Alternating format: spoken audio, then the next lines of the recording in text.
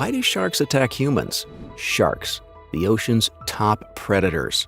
Highly efficient killers finely tuned by thousands of millennia. In contrast, humans have been around for less than a fraction of that time. We've done quite all right in that relatively brief period. However, for most of the time we've been around, the ocean and other large bodies of water have made us a little nervous, mainly because of the potential presence of massive, hungry predators like sharks. So what gives? Do sharks really fancy humans as part of their menu? Or is there some big misunderstanding? Shark 101.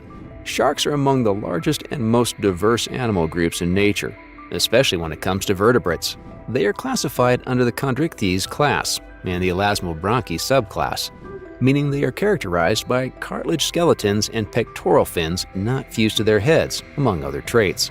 Within the subclass, we also have 13 orders, each containing several families and genera. All in all, there are over 500 true shark species swimming around in the oceans. Animals in Chondrichthyes, which are referred to as Chondrichthyans by tongue-twister-loving taxonomists, have been around since at least the Devonian period, sometime between 419 and 358 million years ago. However, limited fossil evidence suggests they may have been around for longer, and that there may have been shark-like animals swimming around during the late Ordovician period, between 458 and 444 million years ago. This means they have survived over 5 extinction events, including the ones that wiped out the dinosaurs.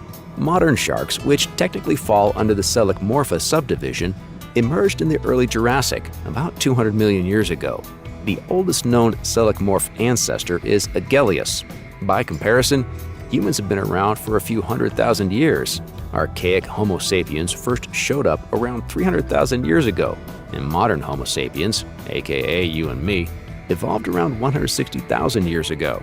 Sharks are primarily saltwater dwellers, but a few can live and thrive in freshwater.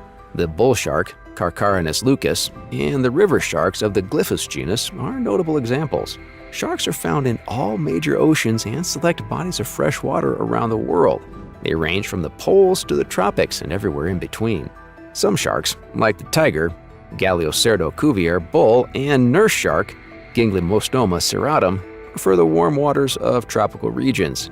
Others, like the reclusive Greenland shark, Somniosus microcephalus, prefer the icy waters near the poles.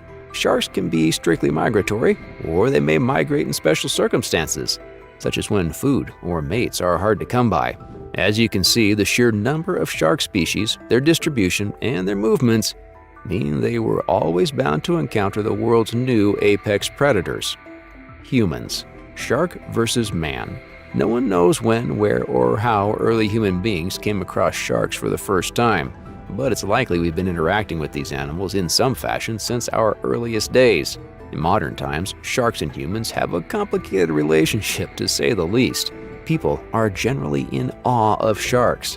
Their sleek body profiles, athleticism, and relentless killing prowess all contribute to the respect, love, and fear humans have for these ancient creatures. At the same time, science continues to discover new species, traits, and abilities that fuel our fascination with them. Many cultures, new and old, have made the shark an icon. From sports team mascots, political symbols, and design elements, to film franchise villains, and even Tekashi 6ix9ine's jewelry, sharks are everywhere. Tune in to Animal Planet or National Geographic at any given time, and there's a fair chance you'll come across some sort of shark documentary. Then we have commercial shark aquariums and aquatic zoos that attract millions of visitors who wish to see them up close. Nowadays, we also have private shark aquariums and pools, which are increasing in popularity thanks to the movies and social media influencers. More and more wealthy people are looking to stand out by furnishing their homes, offices, and even yachts with live pet sharks.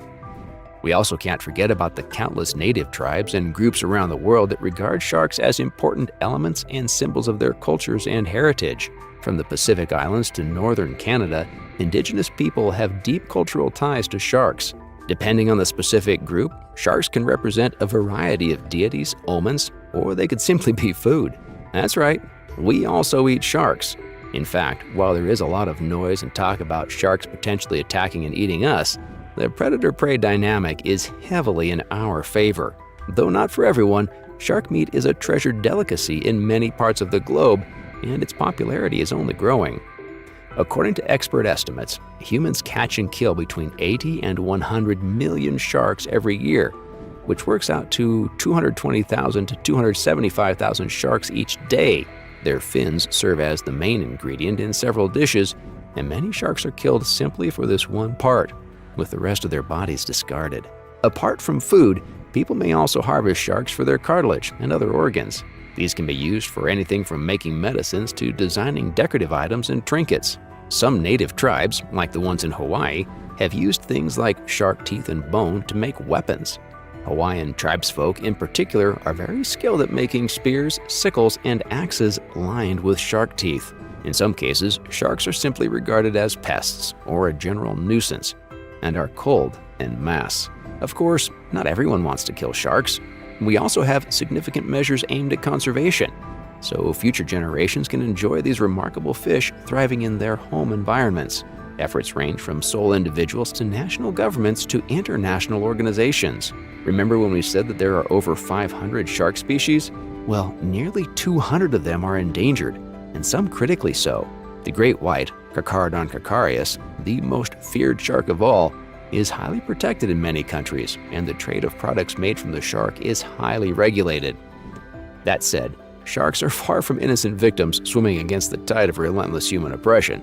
A number of shark species have, on occasion, been known to flip the script and play the role of the predator when sharks bite back. Shark attacks are perhaps the main fear most people have when it comes to the idea of going into the water, particularly the ocean. Media reports, documentaries, and, of course, Hollywood have been the chief drivers of these fears, and that won't be changing soon. But what is the truth? Well, the truth is yes, sharks can and may bite you if you happen to find yourself in the water. However, shark attacks are quite rare, and fatalities are much rarer still. Furthermore, only a handful of species have been documented attacking people. Most sharks are either indifferent to humans or keen to escape as quickly as possible. Interestingly, the whale shark, the largest of all fish, poses zero threat to humans because it doesn't have teeth and only feeds on plankton. The sharks you have to be particularly wary of are the great white, the tiger, the bull, and the oceanic white-tip shark, Carcharodon longimanus. Every member of this fearsome foursome is a bona fide apex predator capable of great athleticism and ruthless aggression. However, even these sharks are usually indifferent, or at most simply curious when humans are around. Shark attack stats have come a long way, but there is still a long way to go. Developed nations are much better at reporting and recording shark attack data. Poorer nations are not so good at this, and it's likely many cases go unreported or are reported with errors. There's a decent chance that most shark attacks don't get reported, even these days. Today, there are around 90 documented shark attacks each year. In some years, this number is slightly lower, while it is higher in others. According to the Florida Museum of Natural History's International Shark Attack File, there were 91 shark attacks around the world. Of the 91 attacks, 69 were unprovoked, while the rest were provoked. Of all the attacks, 14 were fatal, and 10 of these fatalities were from unprovoked attacks. As far as fatalities, 14 is markedly higher than the 5 annual deaths that have been the norm for the last few decades.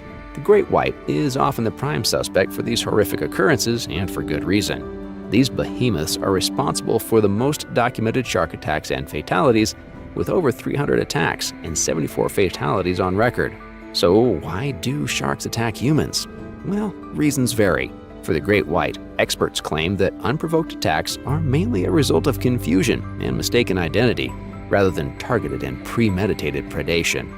Great whites are noted for test biting objects in water to check if they are edible, and it's likely most attacks were light touches by these inquisitive sharks. A common belief is that great white sharks may mistake people, especially surfers, for seals.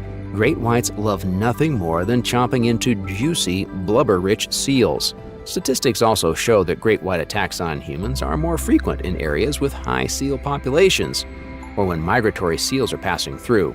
In 2019, Cape Cod, an area that went over 80 years with zero shark-related incidents, experienced a shark attack that coincided with the highest seal populations in 80 years. However, attacks are not just down to confusion or impaired visibility. The bull shark is notorious for knowingly attacking humans, in both the ocean and freshwater bodies like rivers. In rivers, particularly, male bull sharks can get very territorial and will attack any perceived intruder, including you. Pound for pound, the bull shark has the most testosterone of any shark, and this hormone is a major reason behind the animal's aggression. The tiger shark is only bested by the great white when it comes to attacks and fatalities. Most attacks seem to involve some provocation, but unprovoked attacks are most common when female tiger sharks come to the shallows to give birth. Oceanic white-tip sharks are another culprit. These open water killers are especially dangerous because of their tendency to feed in frenzied groups. Seafaring legends and tales often cast oceanic white-tips as murderous beasts that have killed hundreds of sailors and Navy men who were unfortunate to fall into the water. Smaller sharks, like the short-fin mako, Isserus oxyrhynchus, and the blacktip, Carcharhinus melanopterus, can also be dangerous to people, but there are no documented fatalities. Fortunately, makos are pretty rare, as are encounters with humans. Blacktips are especially dangerous after dusk because that's when they go into hunting mode. During the day, they are practically harmless. So, it's fair to say that sharks can attack humans for a variety of reasons. They can mistake you for their favorite prey, feel like you've invaded their territory, or that you are a threat to their young. In cases of provocation, sharks may bite in retaliation or self-defense. However, sometimes it's just not your lucky day.